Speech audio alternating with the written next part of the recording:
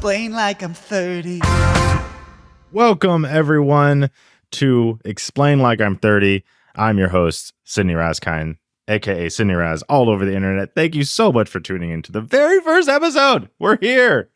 So this show is basically going to be me asking people that have the craziest jobs that you've never heard of what that's like, and what do you even do in that job, and just explain it to me like I'm 30, because I want to know all of these things. But today we have a very special guest, one of the very producers of this show, to make sure that the very producer, Aron. Wow. One of the very exciting producers of this show. That's like a vague compliment you give somebody of like, how is my producing? You were, of all the producers, you are very producer. You are very producer. Aron Korney. Aron, say hi.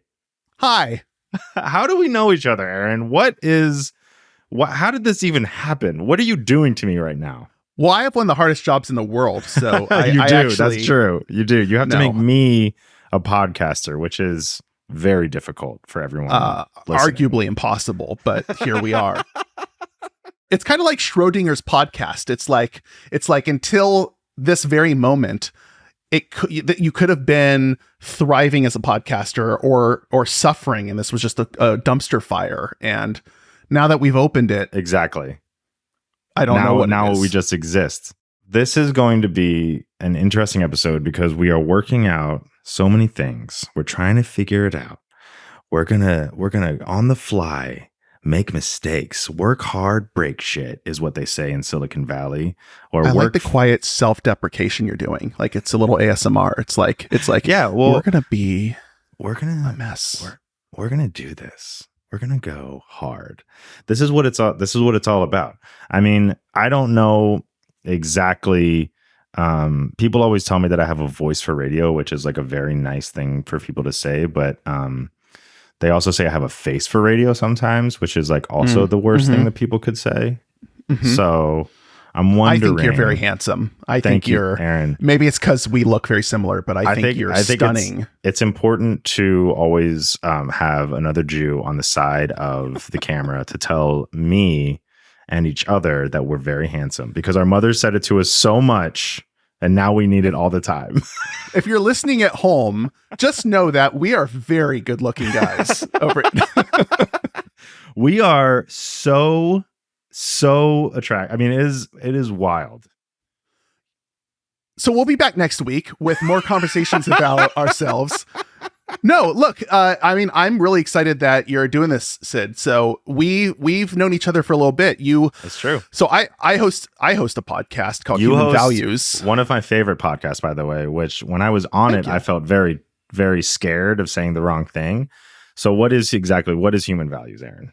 Well, I'm not going to do a hard plug, but it's a comedy game show podcast about your price to do obscure, horrible, crazy things. So we asked you a bunch of them, and like it was awesome having you on. But that's how Sidney and I knew of your content, but like we didn't know, and we've known a lot of the same people in the same circle, but we've never really hung out. And then you came on and did that with me and Lindsay, who is my co-host, who now also, we're in an open podcast relationship because she's also co-hosting podcasts with Moby. Yes. Which I don't know if you've heard that, but she's crushing it on there. But yeah, it was just like you and I clicked like two little puzzle pieces. We just snapped right in. That's true. And thus blossomed a friendship that turned into you and our whole team and all the other producers on this just being buddies and wanting to do something stupid together. Yeah, and here we are. That first podcast that we were on together felt like an accidental interview to be on your podcast's team. And it was exactly. And it was like, oh, I'm just going to like have fun and hang out with these people. And then all of a sudden they had an email like, hey, you're cool. And I was like, oh my gosh, thank you. I am cool. Well, it was a nice first date. And by the end of it, Sidney, I mean, I was calling all my friends the next day saying, Sidney's very giving. He's very giving. Aron texted me. He didn't even wait till the next day. And I was like, oh my gosh, he really likes me. This is amazing. Okay. So, but here's the real thing is like, I feel like it's important people understand what the hell they're getting into with the show. Sure. And how it's like everyone and their mom has a podcast right now and everyone does things, but like you're Mr. Information Shock Jock. Yeah. Is that who I am? Am I Mr. Information Shock Jock? Kinda like you drop these little truthy bombs on people, like Maury revealing who is it Maury who reveals who the father is? I think it is, or that you're not the father. So you're like yeah. I mean, can you elevator pitch yourself to anyone listening who came to the show for me but wonders who the host is? So if you're listening and you're the biggest fan of Aron, thank you so much for being here. It's a really wide net and just so many big fans of Aron. So again, I really appreciate that. But this show is going to be about, like I said, it's going to be about asking people that have jobs that we don't actually know about that make the world turn, how those jobs work. Okay, so Sid, what are your like aspirations for like guests? So like give me your top 3 of like the kinds of guests you would want. Let's each do that. I want to know who cleans the Statue of Liberty. That's a big one. Yeah. I want to know who is that person. There's a person that does that, right? I want to know who in their right mind would want or who is the person in Los Angeles that goes through the hiking trails and just picks garbage. So a lot of cleaning people. A lot of cleaning people. I'm thinking in my head, I'm like, oh, I need to clean my house. Or like, who is the person that makes sure that every single Legend of Zelda cartridge is perfectly placed in the packaging? Who is that person? One of the things that I was really hoping to get was a Waffle House line cook, because apparently they have a language where if you place the butter on a single side of the plate, that tells the other cooks what the actual order is. So like butter on the left side of the plate means you want bacon. Butter on the right side of the plate means you want ham. That's what I want to know. You want the lingo. You want to be able to like turn to your wife sometimes in the morning and be like, hey, can I get a 2-sided griddle butter baby? Yes. I want to know if I am at an In-N-Out, I want to know what it means when there's a straw on a certain part of the burger, because that's where the straws go, that means that I wanted grilled onions. Sloppy 2-sider, please. Like I want to walk around the world and know the lingo so everyone's impressed with me. That's what I want from this show. Yeah, you go to a restaurant, hold the Fernando. And just they know what you mean. Hold the Fernando. I want to walk. Great. I want to walk into any location around the world and go, hey guys, listen, skibbity boop boppity boop. And then they just know that I've worked there for 10 years. Right. Like skibbity boop bop. He's like, hey, get a McKenna to dry, no ice. Like everyone knows what you want.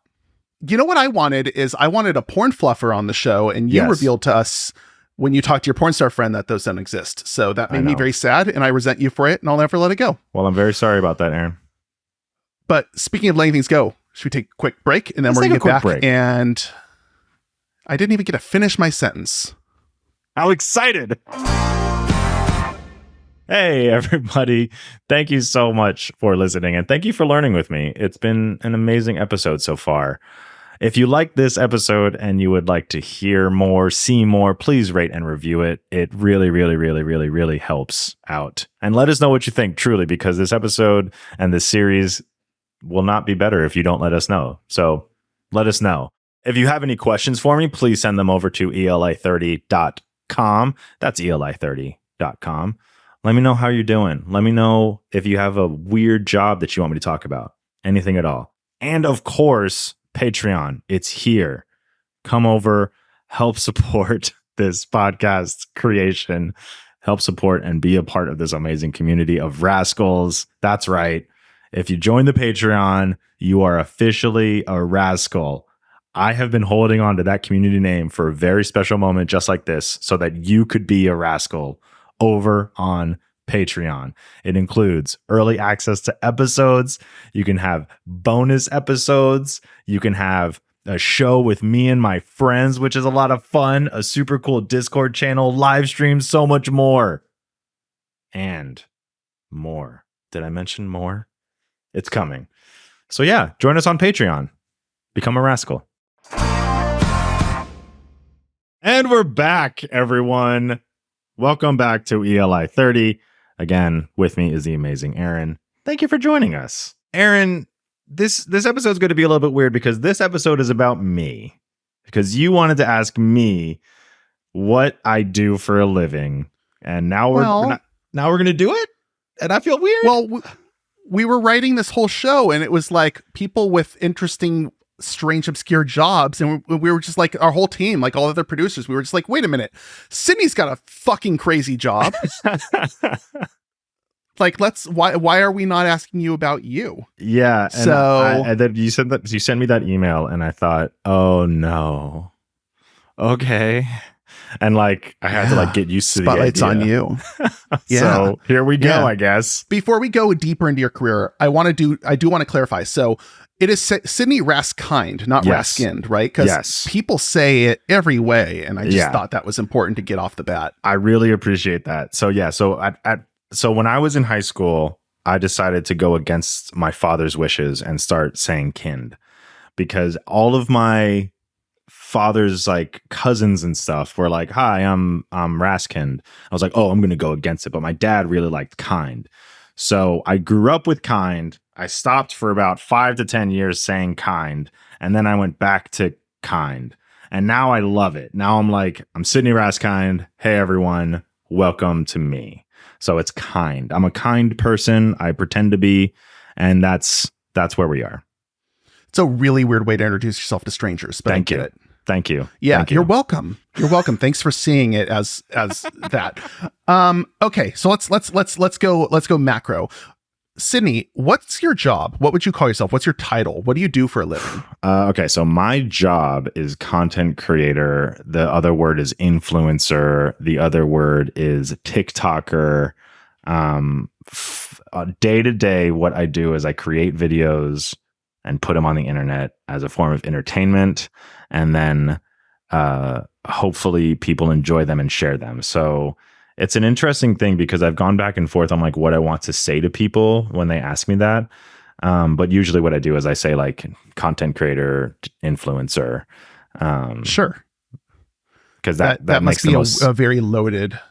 Yeah, it makes the most sense because like in our heads, you and I are very similar in age, but like in our heads, when you say influencer, you think like Kim Kardashian or, someone that has like a very like polished lifestyle, but like I don't.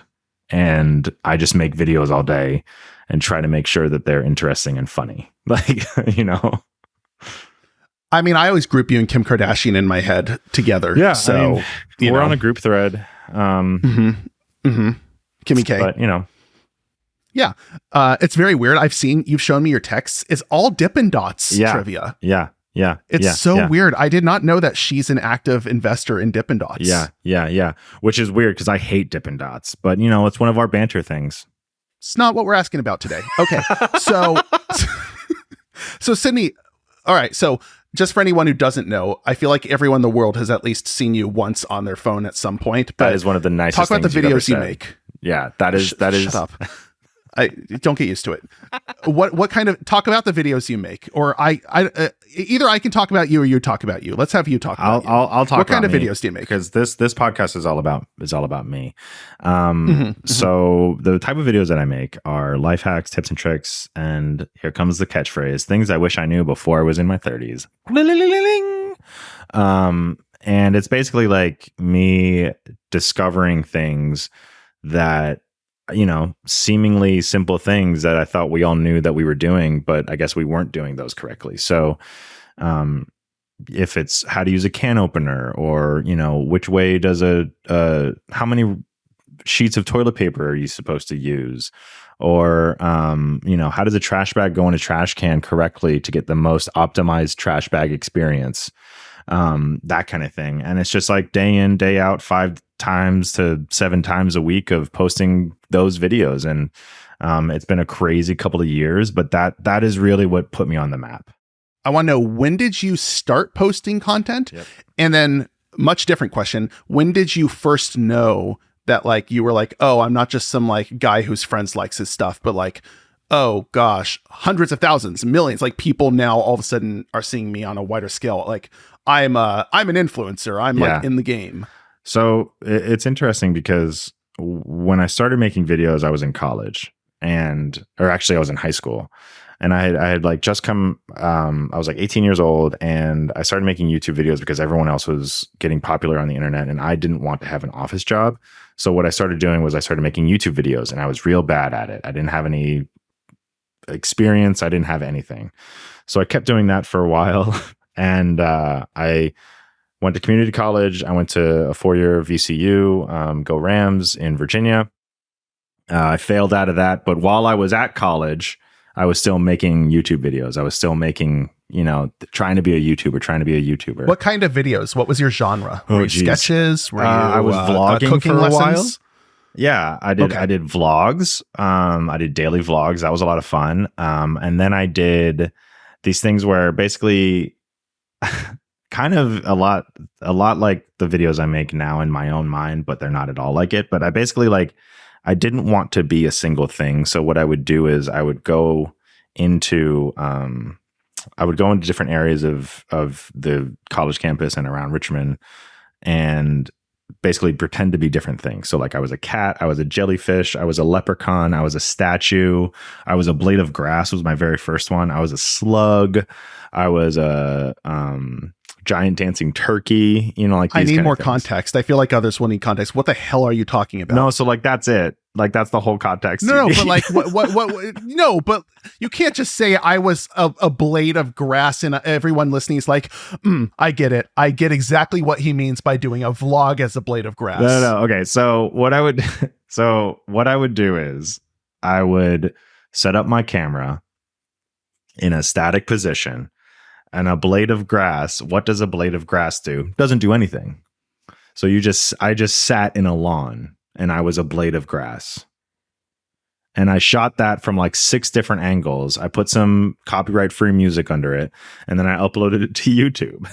Now from there, I went into one of the most trafficked areas of the Virginia Commonwealth University campus. And it's called the campus compass. And I set a camera up in the middle, and there I pretended to be a cat.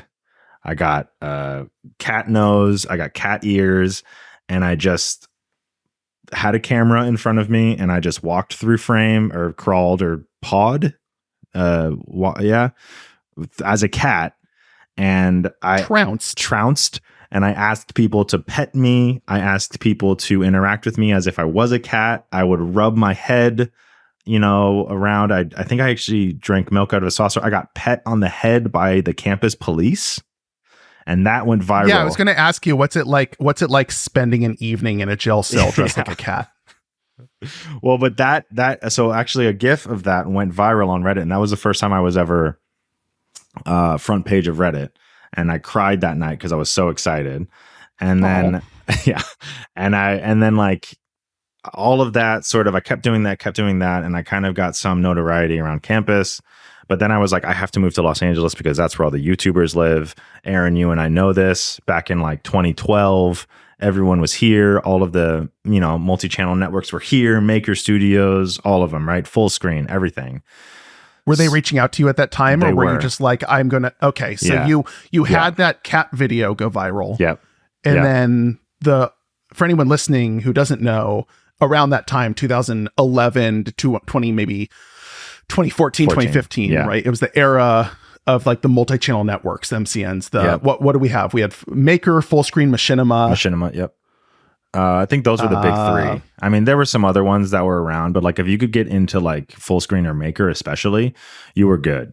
But those were like the big digital networks that were signing every before the term influencer existed, right? It was just YouTubers. Yeah, it was creators. And basically anytime. So if you think about like any time a video would go viral and you could kind of see like someone trying to be a YouTuber, they would sign them to a contract that would screw them. And then but you would feel like you were really doing something, and you were really part of something.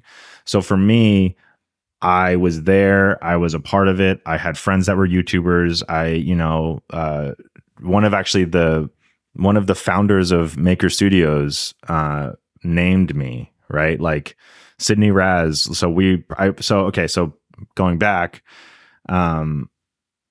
Shay Carl, Charles Trippy, all of those guys we were all this is the maker world. Yeah, we were all in New York City for a YouTube gathering, which is what we called it back in the day before VidCon was a thing. And we pranked Times Square into thinking I was Andy Samberg. And that was the big one, which was like, oh, you're a YouTuber now, right? So I went from Squid565 was my original YouTuber name. And then I went to sidneyraz. And then from 2009 on, I've been sidneyraz.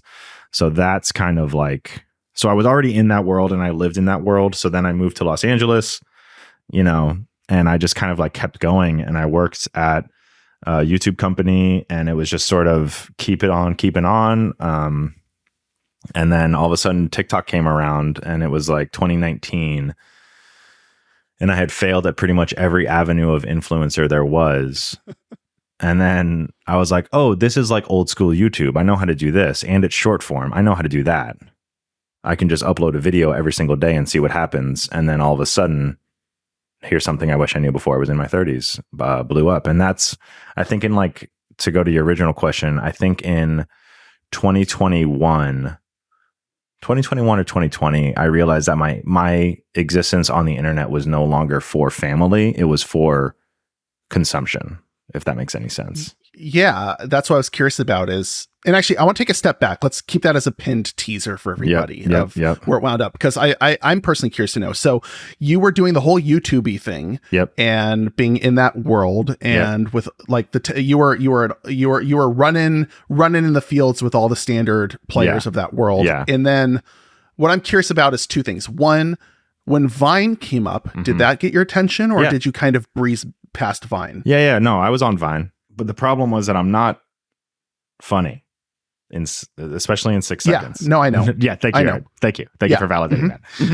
But I'm not like so Vine was really hard for me because it also seemed like they were making jokes and they were making edits that like I just didn't have access to on my phone and I didn't have access to it on my computer, right? So it always felt it was like, very sketch comedy. Yeah, it felt like it was very like slightly out of reach for me. But I was still working at FBE, right? I was there. Well, okay, hold on. You know what's funny? I kind of gloss over the fact that I had worked in digital for 10 years before I got internet famous. Yeah. So you were like in that whole world. So you and I were both working in like the producery creative studio space in the MCN world around the same time. You just kept making content also and like became a creator in that sense, but you were working with the Fine Brothers, right? Yeah. So there were a few bigger channels in the YouTube world, right? There's like Smosh, there's Mythical, there was FBE, Epic Rap Battles. FBE is Fine Brothers Entertainment. Fine Brothers Entertainment. I'm sorry. Who doesn't know? React. Yeah. FBE, Fine Brothers Entertainment, the React series, Kids React, Teens React, all that good stuff. And so basically when I moved here in 2012, I knew that I had to be a part of the YouTube world somehow, right? So for me, that was working as an intern at Fine Bros, when it was like 10 people and making sure that I was still a part of that YouTube world because in my heart, I've always been a YouTuber. That's who I am, right? I'm a content creator. I've always wanted to make digital content. So then I basically, worked there for about a year and a half. Took a little break because I needed to go earn money and I was an intern there. So I worked at Google for a little bit as like I was a glass hole. If anyone remembers Google Glass, I was one of the guys selling Google Glass to people. I'd never heard the term glass hole, but I love that. It's amazing, right? And well, I love it. And I was still making videos. I was living in Santa Monica and I was a chimpanzee on Santa Monica Pier one time. That's still on YouTube. Is that a video you did or just that's just a thing story? I did. No, it's I don't know. And then I went back to work with the Fine Bros and I was there for like 5 years. And in that time, it kind of felt like I was constantly trying to be an influencer. But more importantly, I was sort of like learning what it takes to be a content creator, right? I was learning what analytics I needed to pay attention to or that kind of thing, how much I needed to upload, what it takes to sort of like continue, how much I need to respond to comments in order to get people to come back, in order to get people to watch my video again, you know, like that kind of thing. Calculating engagement off of all of those metrics. Yeah. And it was just like those little things that I always had to pay attention to. But in the back of my head, I would see all of these YouTubers come in for like YouTubers React or whatever. And I'd be like, why am I not I'm not different than any of them. I know I'm not. I know I can do this. You were in those, right? Huh? Weren't you in the React? You were in the React videos, right? I was in like staff React and stuff. Yeah. Yeah. And it was a lot of fun.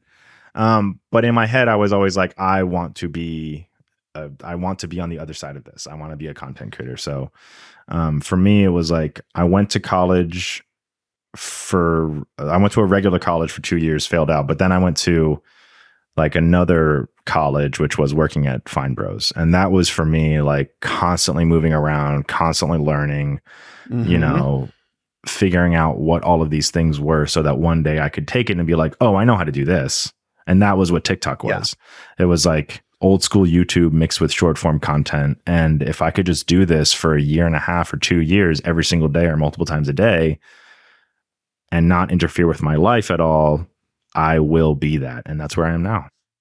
Yeah, it definitely felt like, I feel like a lot of us of our generation who like worked in digital really it feels like we all went to grad school together, even if it was at different companies, because we all had such similar experiences making massive amounts of content that had billions of views and followers at these incredible scales while being dirt poor. Yeah. But working at the companies that had the biggest valuation in media at that time. It was a very weird shared experience. Exactly. And I think that, like, especially one thing that you and I really connected on was like, oh, you were a maker? Oh, what was that like when it shut down? Like, oh God, you know, because like, especially in those 5 years that we're talking about, digital completely changed. It went from NCN to like not that. And then a lot of those bigger channels that, you know, closed down. They were underperforming because Facebook completely screwed the game. And like, we were all just in there like watching and going, this is crazy. And we were. I mean, all of a sudden people from Maker were coming to React, and people from React were going to Smosh or going to Mythical. And it was like, we were all just like intertwined with each other. What's funny is now podcasting, the culture of podcasting feels so similar to those early days. Really? Yeah, it reminds me a lot of it in good ways. Yeah. I think a lot of people learn their lessons. Yeah. I know me and a lot of the people I work with, like we all learned a lot of lessons from, because we've worked just like you, like we've worked on all the different digital networks that came and went. And I think you see how people can smell oil, and then there's the rush for that, or, you know, gold, and there's a gold rush. But like, I think with podcasting, people are realizing, oh, it's a lot more intimate. It's a lot more vulnerable. Yeah. So you can't just do these quick, short things that you're in and out. I don't know what I'm getting. I guess just the culture of the business and of the creators remind me of early YouTube, how it's like the Wild West of creative. Yeah. And I think that's kind of like, that was one of the most exciting parts about TikTok too, was it felt like old YouTube, right? It felt like all of these communities, all of these communities were popping up. All of these creators were popping up, going viral for no reason at all. And it was like, oh, I know how to do this. I watched this happen 15 years ago. So I knew that like, if you do X, Y, and Z, post a video every day, interact with comments, you know, even if they're not real videos that you need, it's like, you know, especially people that have worked in digital a long time, we knew how this worked.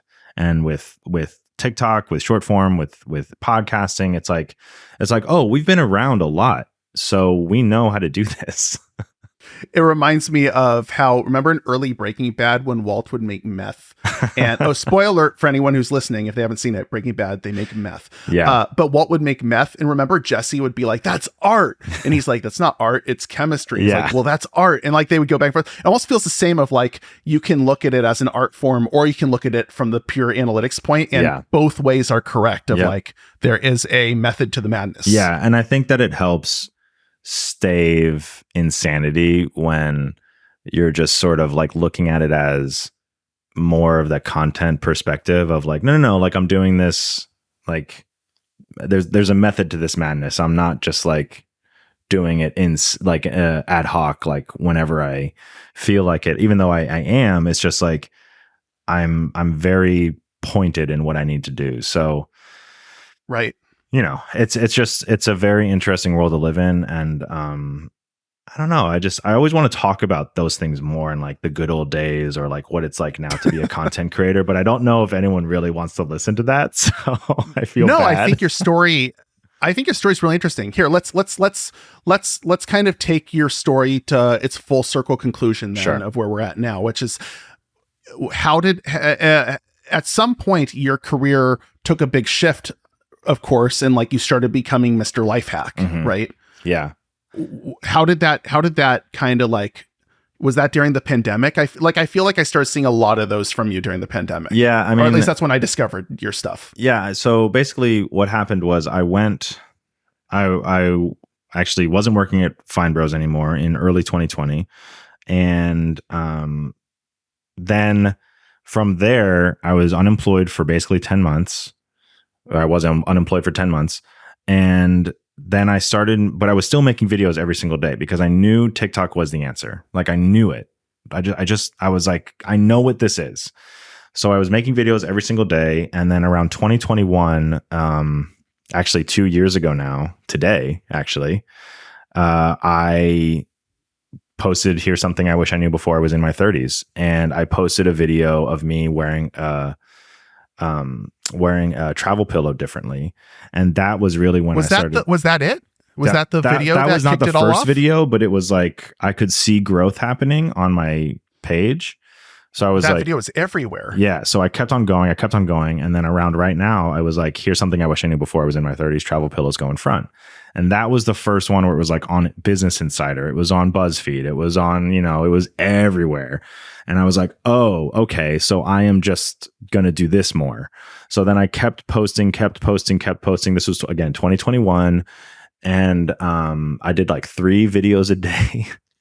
And then in like September of 2021, I had 1 million followers on TikTok. And it was like 100,000 followers a week from 100,000 to 1 million. And what it was do you just do with that. Like, is it just abstract to you? Like when that's happening to you? It was one of those things where like I was watching it happen and I thought, okay. Holy shit. It's actually happening. And then meanwhile, in December of 2021, I still had a job interview. Right. So like, so like I have 1 million followers on TikTok and I'm posting all the time on Instagram and I just still have a job. And it was just one of those things where it was like, I know this is my dream come true. I need it to happen. And it was just like a constant grind, bro. And yeah, I mean, that's kind of like, and then I kind of like sank into like, oh, I'm the life hack guy.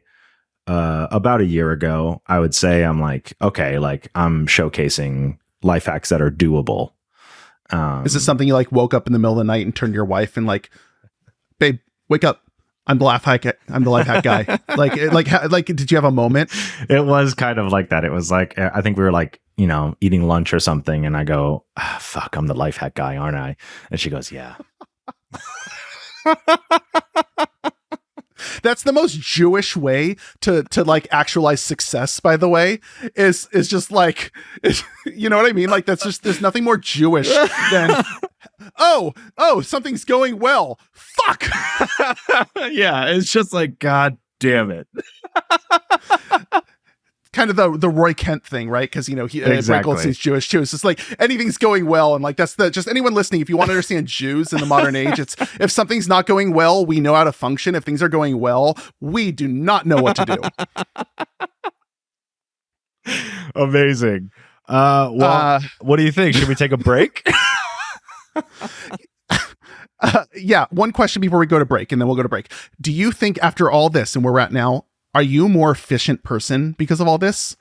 Am I a more efficient? Of all the hacks you've learned? Like, because like Mr. Life Hack. Yeah. I mean, I would say, I would say I'm definitely more efficient at making content because it took me a long time to figure that out. No. I don't care. I don't care about you professionally. But I want to know in your life, day to day, are you a more like efficient person due to all these life hacks? I would say I have found that I subconsciously, as my therapist would say, I do that. I do things more efficiently now because I'm like, oh, I could just do it this way instead. and it makes more sense. And it has helped me definitely get to a point where, like, I'm saving a few seconds, or I'm blowing someone's mind, and it's great. It feels really good to do things correctly. Fair enough. Okay, Mr. Efficient, what's the most efficient way to get us into a break? What's the most efficient way? Hey, everyone, we'll be right back with more ELI 30. Welcome back, everybody, to ELI 30. Hey, thanks for listening. You made it this far, and we love you for it. Aaron, why are you telling them the name of your own show? Oh, like, they know what they're listening to. Well, just in case they're tuning in for the first time. That's what people on cable news do. Is that not what you do? Yeah, a lot of people go on podcasts and they're like, you know what? The first episode of this new show, let me jump in here and see. And like, you're introducing it to them.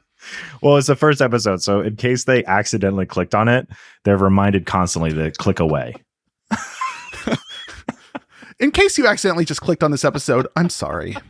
I know you were looking for NPR. I know you're looking for Wait, Don't Tell Me, but yeah, you're looking for learn something new every day, but you clicked on ELI 30. Sorry, everyone. Okay. Well, if you're just tuning in to ELI 30 and didn't know what you were listening to, you're listening to that TikTokers podcast that you love. That's hilarious. That's who you are. Yeah. You're that life hack guy. Welcome back, everybody. Thanks for listening. I'll get used to it. I love being reductive about a person's identity based on how they create content. Yes, that's exactly. Great. That's just all I am. I'm just healthy. the life hack guy. That's it. That's healthy. Okay, so I have a game I want to play with you if you're down. Beautiful. Let's do it.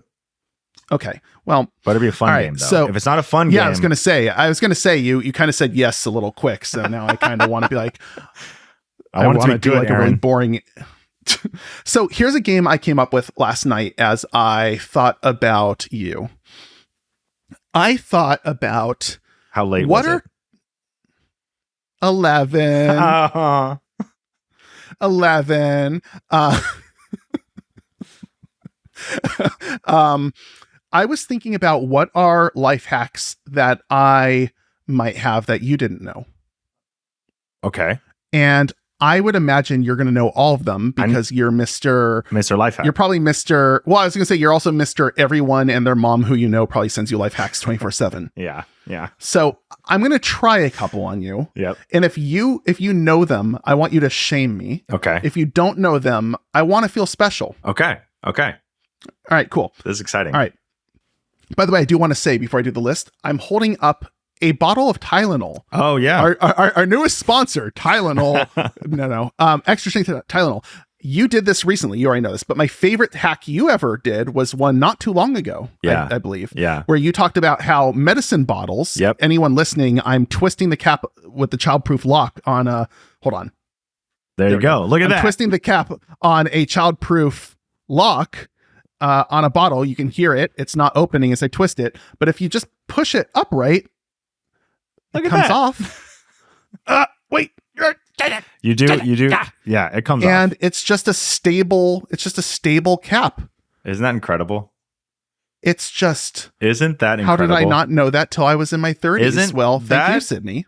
True, you're welcome. It was like one of those things where, going through trying to figure out how to really showcase how simple it is was just something that I just like could not believe. And yeah, I think that saved a lot of people's lives that day. And I appreciate that.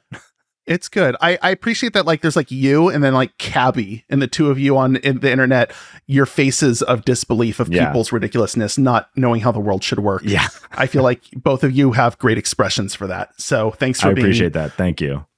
I've worked really hard to figure out which expression makes the most makes the most like sense when you watch it. So it's like there's the exasperation, there's all that stuff, but it's what is the ethos of the experience, and that is my expressions. Well, I appreciate your expressions, and I want to express something to you, which is, did you know, sidneyraz? Yes. Kind. That when you're on the highway, when you're driving in a right lane, when the lane starts to become shorter and chunkier, that is a deceleration lane for the exit ramp. And it's letting you know you're in a lane that is going to be taking you off the highway. Oh, That makes sense. You didn't know that. I didn't realize that it has like. How did nobody tell us until our 30s? Oh, wait a second. So you're telling me that it's not just to showcase that it's exiting. It's actually so you're supposed to slow down. Well, it's not just that, but it's just pretty much letting you know, like, hey, moron, you're in a lane that is about to force you off the highway. Oh, Get ready. that's what it means when the line, not when it's the lines in the center to divide the highway. It's on, it's like the dividing lines between the lanes. If that line starts to become these short, chunky blocks, like these little rectangles, that's the dotted line. I mean, I knew I know you've seen it. I've seen it and I know it when I get into that lane, but I didn't know there was a reason that they're I mean, I thought that it was just like a signifier, but usually the signs show you on the highway when you're like, hey, you're in the exit lane, you look up, you never look down. You just always assume the sign will tell. Wow. Thank you so much, Aaron. That really changed my life. And I appreciate that. You found something I didn't know. I'm on cloud 9. All right, let's keep going. All right, let's do some more car trivia. Do you know about the gas tank arrow? Yes, I do know about the gas tank arrow. Okay, so you know that. So anyone listening, right? Yes. If you look at your gas tank, there's a little arrow next to your gas tank symbol to tell you what side you can fill up your gas on that car. Yes. All right, so that's 1 for 1. Yep. Okay. You know about the FedEx arrow, of course. The arrow inside the FedEx symbol, yes. Yep. Classic. It's not really a life hack, but I just wanted to the other producers are saying you forgot to shame me. How dare you? Go ahead. Of course I know that. Thank you. You peasant. Mm-hmm. Yep, thanks. We're gonna clip that, by the way, and send that to like new media rock stars. Like Sidney Raz's new podcast calls a producer a peasant on air. Like that'll be the clip we pull. I was told to shame. Get ready. That's why we're producing this show, is we want to get you canceled. Yeah, exactly. Thank you. With other Jewish LA producers, we're gonna get you ruined. Of course I know that life hack. Okay. I got a few more. Did you know about when you boil pasta that there's no reason to have the water, the flame on so high that the water's rolling that high the whole time? Because all you're doing is evaporating the water. So you could actually just take it down to a low simmer once you've added the noodles, and they're going to cook at the same temperature, right? Because evaporation is just once it's reached its max heat, now it's letting out the energy more. So you don't have to wait a second. Hang on. Wait a second. Okay. Wait. I think I got you. Hang on. Wait. Okay. That's not nice what you just did. So I mean, obviously I just called you a peasant, so I apologize for that, because bring it.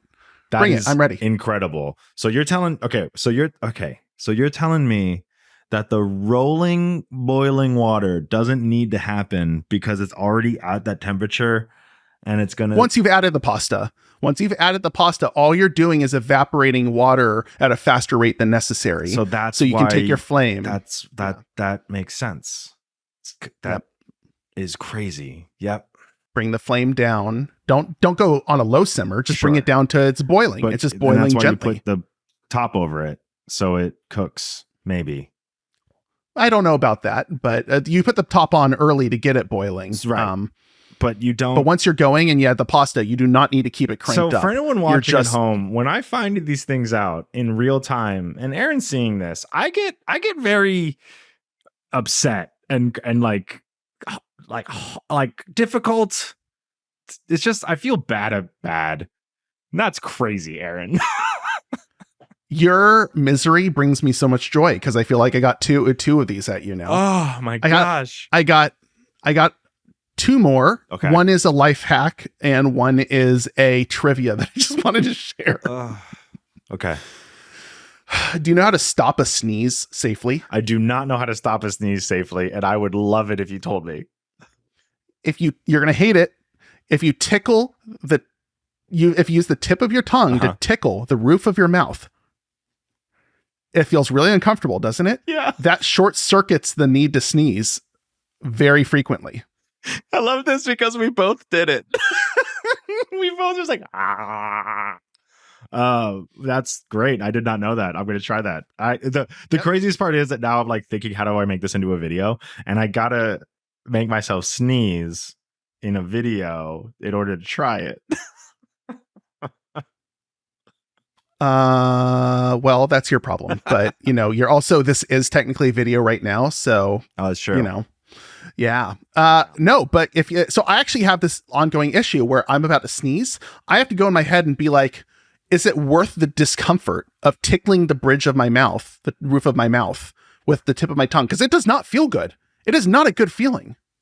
I feel like I just yawned because I was about to sneeze. So that's interesting. So the last one I have here There you go. is, it's not a life hack, but it's a trivia fact that I was talking about with my dad the other day. And I just wanted to add it in here because we're just doing, it's all trivia in the end. God bless Mr. Korney. Yeah. No, I agree. I just wasn't ready for that. So I don't know what to do with that. Yeah. God bless Mr. Korney. He and I were talking about that. Did you know that mosquitoes are pollinators, and that's the main ecological thing that they do? What? And so when you are dealing with a mosquito that is sucking your blood, this is a why did I not know until my 30s fact, which is the ones that are sucking your blood are the females that are about to lay eggs. So they're doing that. The rest of mosquitoes, female and all male, eat pollen as their main food source. What? And no one told us this until our 30s. So that was my last one. Huh? Yep. They're pollinators. They eat like butterflies. What? Wait, so what is our blood used for? It's to feed eggs? It's a reproductive thing. When the female mosquito is creating eggs and is like creating babies in their bodies, they will use our blood to help nurture that process. Whoa. But female mosquitoes that are not in breeding mode, or all male mosquitoes, they're eating motherfucking flows. Wow. That's crazy. Okay, I got you. Yeah, I got Aaron, you with 3. I gotta say, you got me like, what is that, like 4 out of 5? 5 out of 6? I think that was 3 out of 5, but no one's counting. Yeah, no one. Hey, who's playing the home game? So, if you want to send in your own questions, eli30 at human-content.com, or go to eli30.com.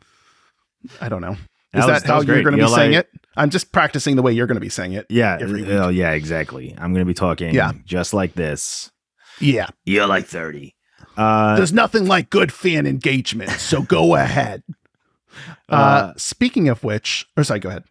Eli30 at human-content.com. Send them in. There you go. But we do have some submissions that we've already been getting, so I'm going to ask you a few questions from fans. That's true. Okay. I'll do them in my NPR voice. Sidney Raskind, what is your favorite Saturday morning cartoon? Thank you so much for asking me, Aaron. Thank you for thanking me. My favorite Saturday morning cartoon. So I have a few, actually. My favorite Saturday morning cartoon would probably be, there's Recess, which was fantastic back in the day. Yeah. Love Recess. And then, just your classic Superman animated series is fantastic.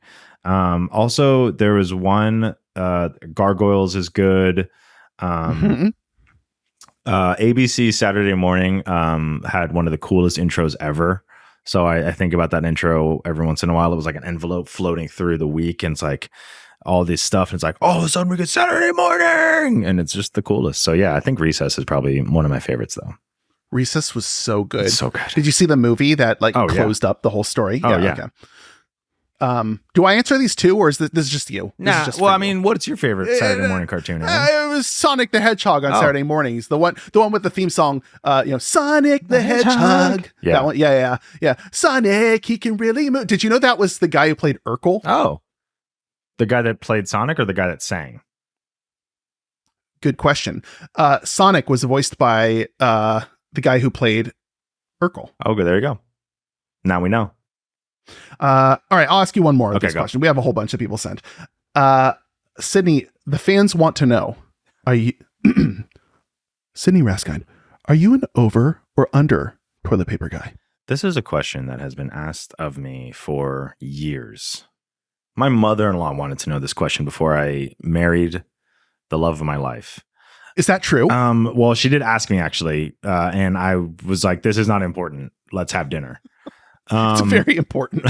No, it's I'm an over.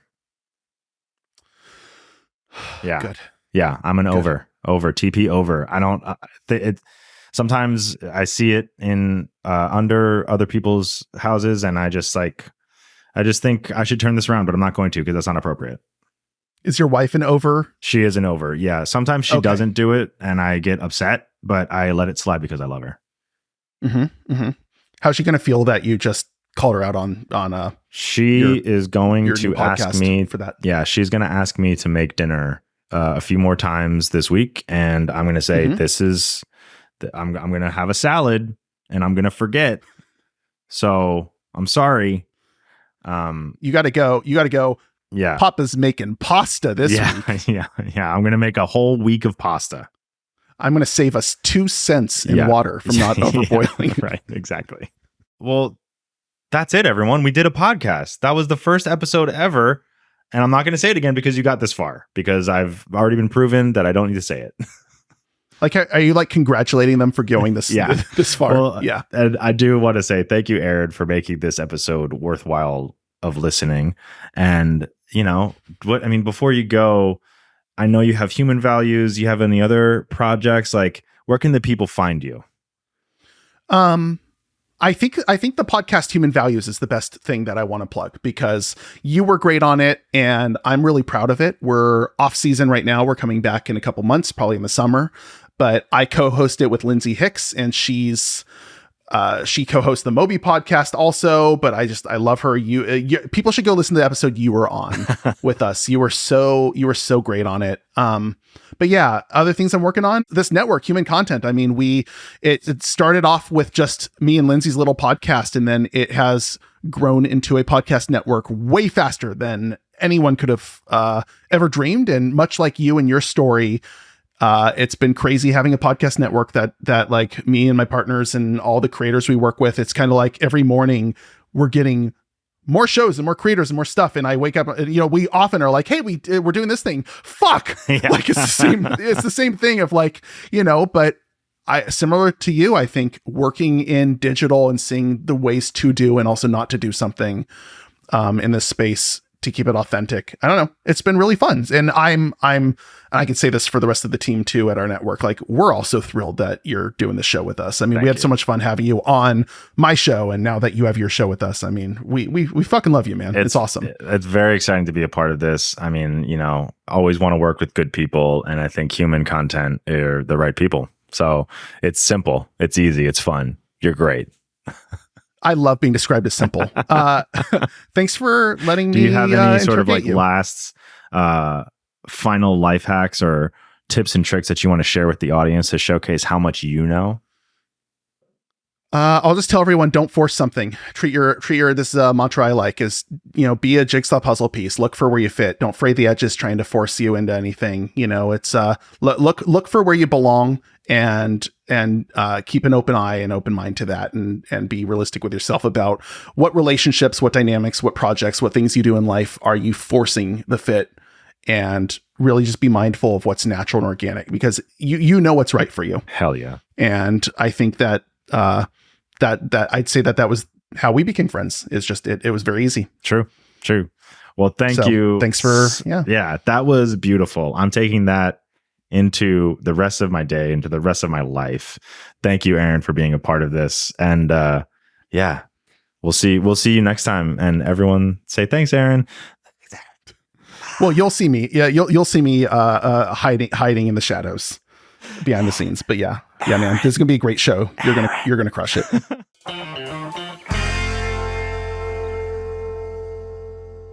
That's it. We did a podcast. Look at these pit stains. Look at them. I just realized that they had them this whole time. They're so big. So that entire episode was very nerve-wracking, but I think I did a good job. It was a lot of fun having Aron on. Truly just like the best way to introduce myself to podcasting. I couldn't think of a better way. I mean, I got really in the weeds there for a second about digital content and media, but I also got to talk about some really cool life hacks and my journey of becoming this person that I am, which was a lot of fun. So I don't know. I'm very excited to see where this show goes. The guests that we have lined up are truly incredible. I can't wait for you all to listen and watch and learn with me. Thank you again so much for listening. If you would like to send us anything, please do at eli30.com. That's eli30.com. Thank you. Or you could email us at eli30@human-content.com. It's a fantastic place, and I can't wait for you all to send us the people and the things that you would like us to talk about. If you would like to chat with me about the episode, you can find me everywhere on social media at sidneyraz, SIDNEYRAZ, or hang out with us on the Human Content Pods socials at Human Content Pods. Thank you so much. I also just want to give a very special shout out to all of you that are listening. This is incredible. So, I mean, if you like this episode and you would like to hear more, see more, have us do more, please rate and subscribe wherever you're listening, all across the internet, on YouTube, everywhere. Thank you. Thank you. Thank you so much for listening. This truly is not possible without any of you. As a side, if you do like my voice, but you would like to see my face, I'm on YouTube at sidneyraz. Full episodes up there. If that's how you want to ingest this beautiful content, please do. Every Thursday on YouTube at sidneyraz. And Patreon, everybody. We have it. It's there. Hangouts, cool perks, bonus episodes, private Discord server so we can chat, ad-free episodes, interactive Q&A live stream events, and so much more on our Patreon. Thank you so much. Patreon.com/ELI30 or go to ELI30.com. I'm your host, Sidney Razkind. Special thanks to our guest, Aron Korney. Truly, truly amazing to have him on the show. Executive producers are myself, Sidney Razkind, Aaron Ruben Korney, Rob Goldman, and Shanti Brooke. Our editor is Andrew Sims. Our engineer is Jason Portizo. I said it. And then our music is Omer Ben Zvi, and our theme song is by Dr. Music. Thank you, thank you, thank you. This is Explain Like I'm 30, a human content production. And remember, everyone, hydration equals happiness. Explain like I'm 30. Thank you so much for watching, everybody. If you like this podcast and you would like to see more, don't forget to click that subscribe button. Don't forget to turn on the notification bell so you get notified about all of the uploads. Leave a comment down below. Let us know who we should have on the show and let us know what you think. Don't forget, more episodes right over there. Click!